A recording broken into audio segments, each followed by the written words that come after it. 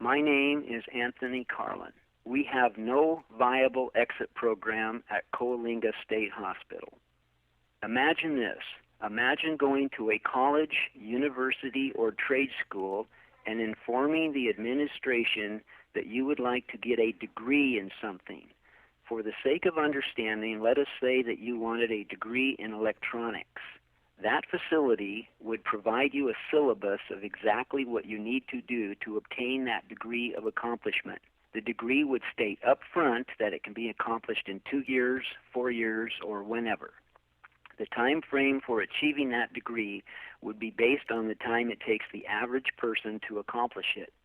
Some people might complete it earlier than normal, and some may take extra time because they stopped to have a family or have a work commitment. The bottom line is that you would know exactly what you had to do going in to the program in order to complete it.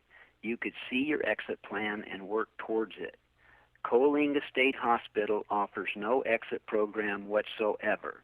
They have no idea what they are doing, and whether an individual advances or not is entirely up to the daily whim of the person who is in charge on that given day. There is no set curriculum that you can follow, and every quarter or so there is a new program that you have to follow.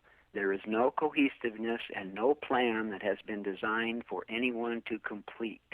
The entire program is entirely subjective and, pardon me, but is often based on just how far you will go to kiss someone's posterior. Whenever you bring this point up, the people in charge actually say, "Fake it until you make it." We had a man who decided to do this very thing. He joined the phases and faked everything he said. Prior to joining the phases, he had professed his innocence to these professionals, but they all held him in denial.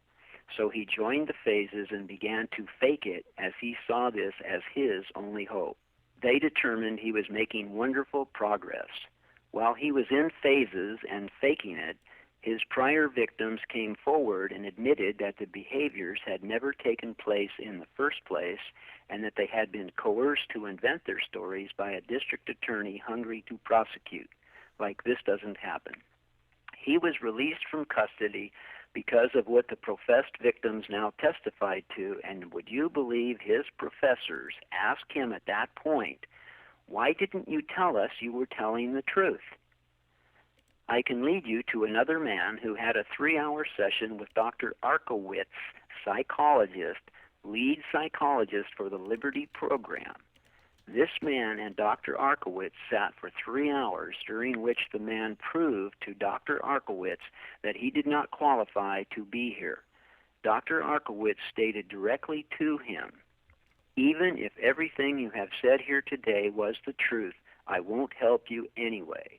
As long as you are already here, why don't you just join the phases and fake it until you make it?" That man has since won an appeal on the very evidence that he proved to Dr. Arkowitz was false.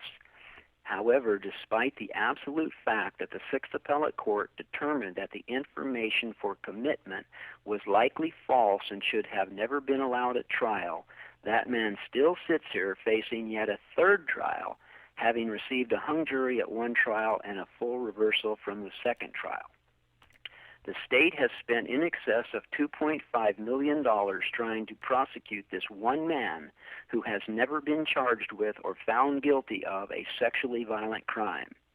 A man who should have never fallen into this law, and the state is still willing to spend more rather than to admit their injustice to him. He is currently facing yet a third trial, something that could not legally happen under criminal law, i.e. O.J. Simpson. I can put forth a psychologist working currently in here who tells us personally, "I am fully aware that most of you don't belong here, but if I stood up for you, I would be fired.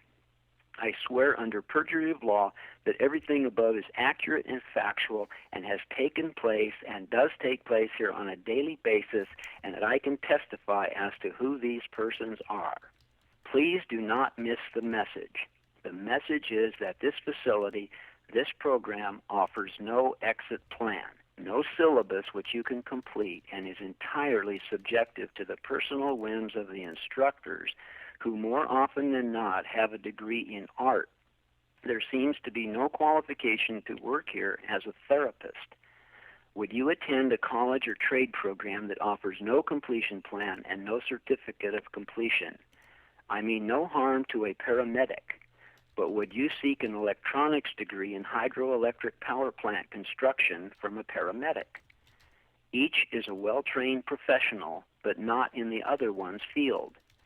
The state of California is paying more professional persons with art degrees to work here than any other type of degree. This is purely a holding facility, no more, no less. Do not let them dupe you to believe otherwise. As you drive home and enter into the month of March, realize this. Many men will parole from the prisons in this state in the month of March to the streets that have far worse sexual crimes than the bulk of the men held in this facility currently.